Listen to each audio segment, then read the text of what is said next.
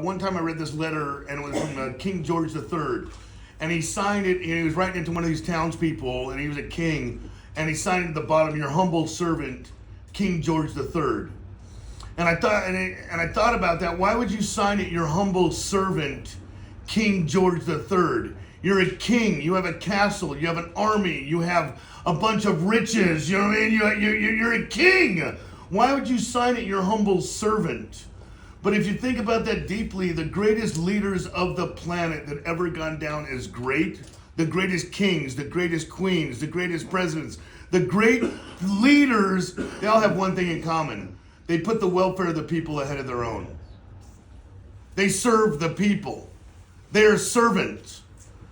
You know, serving people is everything. It's all about service. A leader that serves himself, by himself, for himself, and trips on his own shit all day long is a tyrant. It's not about what I can do for you, it's about what you can do for fucking me. That's a tyrant. You know, if service is beneath you, leadership is way beyond you. It's all about service. You know, I'm a servant. If I told my cellie before I got out of prison, and I said, hey bro, check this out. When I get out of prison, I'm going to be a fucking servant. Yeah, I'm going to be a servant. Yeah. You know what I mean? No. That's fucking horrible. I'm a servant today. Yeah. Serve. Yeah. If you're useful to people, you build self-esteem, self-worth. You build fucking all this confidence. If you're useless to people, you're useless, worthless. The secret to life is adding value wherever you go.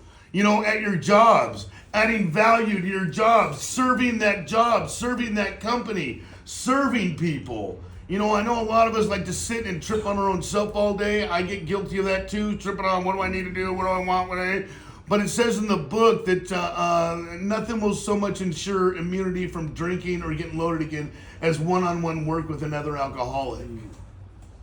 You know, they talk about this staying in the center of the pack. You guys hear that all the time, right? Staying in the center of the pack. Because you stay in the center of the pack because the people out on the outskirts are going to get picked off by the disease. The disease is coming, and whoever's on the fringes is going to get picked off. How do you stay in the center of the pack? You communicate with the pack.